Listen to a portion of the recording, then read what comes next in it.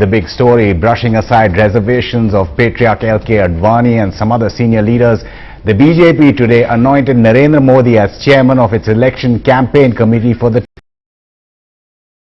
This is a move considered just short of making him the prime ministerial candidate.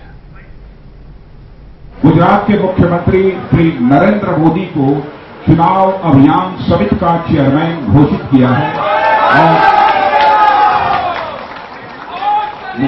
मुझे जो कुछ भी हुआ है सबकी सहमति के आधार पर हुआ है और मेरा पूरा विश्वास है कि देश की जनता की नजरें इस समय भारतीय जनता पार्टी की ओर हैं। माननीय नरेंद्र मोदी जी कुशल संगठक हैं, सफल प्रशासक हैं।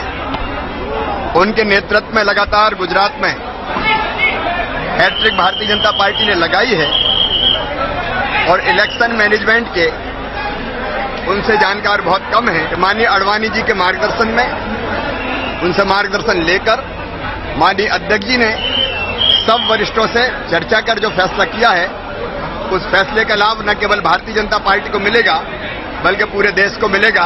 Mr. Prakash Javadekar, who had hinted yesterday that the workers will go back with new umang, tarang and energy, you have kept your word. Yes, and that's what our party is all about. It is a unanimous decision, and so whatever were the news, now today what has happened is the reality. Everybody is happy. Modi is now in a new role, and we are very sure that we will succeed. There is a sense of... We want India to be made Congress-free. There is a sense of caution when you call him campaign committee chairman.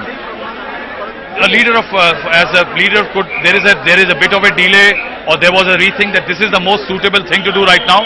No, this was the thing slated for him as of today, and you now expect news every day. One question, sir. As an old BJP man who might have been cultivated by L.K. Advani, wouldn't it have given you joy, he's unwell, to have him here today? Yeah, we would have been very happy, but this happens rarely with him, and we must. So now we are going to Delhi and we'll meet him. कार्यकर्ताओं की अपेक्षा पर खड़े उतरे हैं राष्ट्रीय अध्यक्ष जी। उन्होंने नरेंद्र भाई को ये जिम्मा दिया है कि बीजेपी के चुनाव अभियान का नेतृत्व करें। वो इसके चेयरमैन हैं। सरकार बनेगी, कमल खिलेगा और ये जो अंधेरा कांग्रेस ने कायम किया है उसको वो छठेगा। Advani is not only the senior most leader but also the most respected leader in our party. The BJP has always suffered from one weakness. We are too sensitive to the views in the media. We often allow the media to dictate our agenda and influence our policies.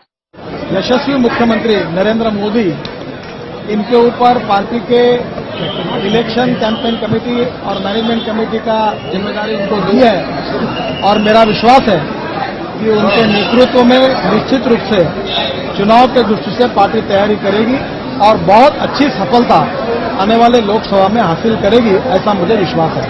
इसके पहले आडवाणी जी ने भी राजनाथ सिंह से बात करके इस बात को स्वीकृति दी है।